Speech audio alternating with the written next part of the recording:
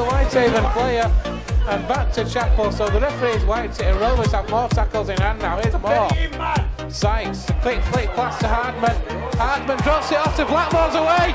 Ben Blackmore's away. Chip for the over the top. It's absolutely superb. That is a try of the highest quality from Featherstone Rovers. James Mendieka, Whitehaven 12, Rovers 36. Your first game of the season. How are you feeling?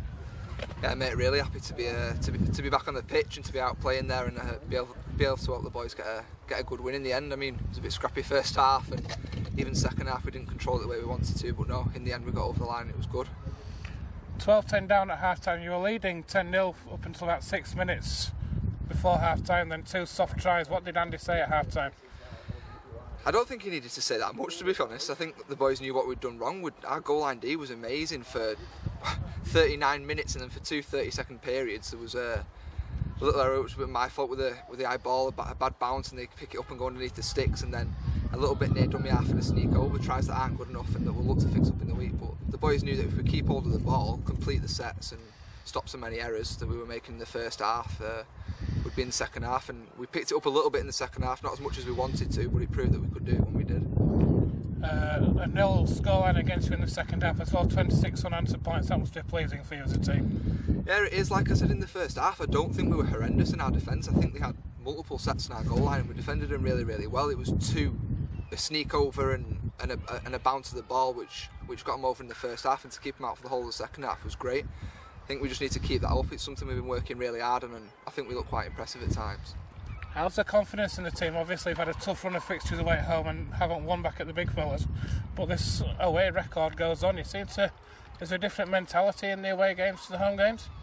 I don't think so. I think we've come up against some big teams, haven't we, when we've been playing at home, and the performances we put in, just if you don't turn up against some of the big teams, then you're going to get turned over. I just think we just need to put ourselves together now and get that performance. So we make it a fortress at home. It needs to be that place where we can get the fans down, get a packed out stadium, and we put up a good performance for them. And how is it for you being out there? Like I say, your first match since last year, getting a run out again, the travelling fans as well behind you. Must be great for you as a player individually as well. Mate, it was awesome. It's why you're training it. It's why you do everything that you do. It's why you have your early nights and you miss the sort of stuff that you miss because you want to get out there on the pitch on a Sunday and go out there and be with your mates and have a crack, and like we did then today, get a good win in the end. James, thanks for your time. Cheers, mate. Andy, Whitehaven 12, Featherstone 36. Your thoughts on the match, please? Yeah, good second half performance. First half, again, discipline got the better of us. I think we were 7 penalties away in that first half, and some of our ball control. We've just got to learn keep teams in the game by not looking after the ball, not finishing sets, not building any pressure. I think at half time all the players were talking about it anyway. And, we fixed a couple of things up, and the second half performance was a lot better. 10-0 up with 6 minutes left of the first half, and then you conceded 2 very soft tries. The first one, especially from dummy half, that must have disappointed you. Yeah, we're giving the opposition too much ball and letting them not.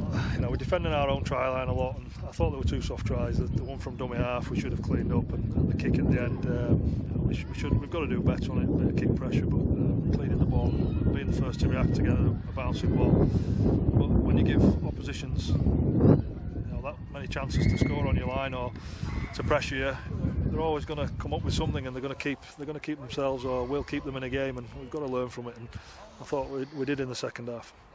26 unanswered points in the second half. Must have really pleased you to keep that 0 against you in the second half as well.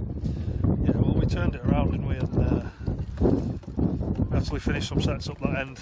Even in the first half, we got a try disallowed, and one we blew right at the start of the game, and I think it may have been a little bit different if those would have been sort of scored.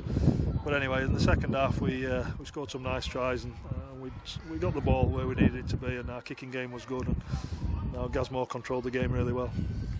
How pleased are you with the performances of Mendieka and Gareth Carvell, first performance of the season? Yeah, good to see them both have a game. I thought Mendy looked a bit rusty at times, a little bit to do. Obviously he's not played, and he had a reserves game about 3-4 weeks ago, so he's going to be. And Gaz Carvell, he's trained all week for us, just in and out, and we've kept it under wraps and left it well yesterday to see if he was ready to play. And yeah, I thought he had a good stint for us, and we kept him off at the end as a precaution so he can train again next week and hopefully he can play again. Looking ahead now, you've got another Cumbrian team, Workington, next week, back at home. Hopefully the first win of this season at the big fellas. Yeah, put the pressure on, but no. Yeah, we'll have a look at them. We'll review this, try and fix up what we need to do, and have a look at Workington, see what team they're putting out. Obviously they've got dual reg with Wigan, and their team changes quite a bit, so we'll have a good look, see what they've got, and we'll hopefully train on the pitch all week this week, try and get used to it a little bit more, and try and bring the winning record at home, get it off the mark. Any injury news from today's game?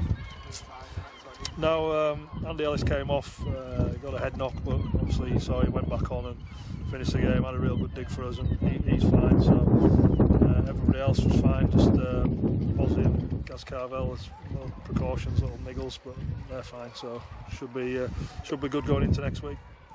Looking at the Rovers away record so far this year and going back towards last year, Rovers haven't lost an away match. If you take out the grand final, not lost an away match since the 8th of August.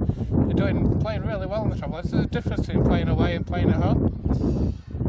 No, I don't think there is. I just, we've had some tough teams at home in the last few weeks and the last few rounds, and take out the London game, which I thought we were very disappointed in.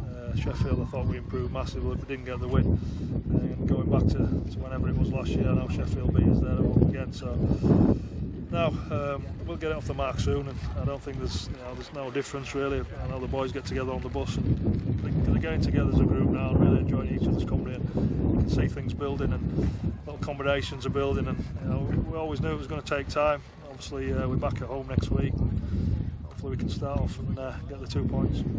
How pleased are you with the combination building? We're looking again at the halves today, Sykes and Moore, particularly starting to see real understanding between them in the way they're playing as well. Yeah, I thought Gaz Moore was very good for us again. He organises really well, and Sykes, he comes off the back of that, and we're looking sharp, and Mendy out the back, and then when Jai went there as well, we played some good stuff. And, we missed. We rested Will Sharp, and I thought Jai looked good on the wing, and then when Minzy went there as well. So we did in the close season. We wanted to sign players who could play in a number of positions, and so we could alternate the team and change the team around. At one point, Chappie's on there defending in the middle, so we've got players who can move around in different spots, and them combinations are coming. And we've got a good group of players. We just need to get together and pick up more wins, get the confidence, and go into the back end of the season now.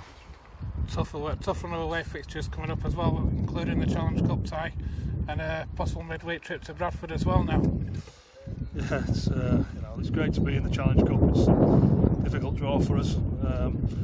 Logistics of it, having to cancel the Bradford game and play it midweek, it's made things hard. But we'll have a crack on the way. We owe a performance there, because we probably let ourselves down the worst performance I think we've had all year. So that's the first one away, and then Catalans will enjoy our trip over there and see what we can do. Andy, thanks for your time. No worries, thank you.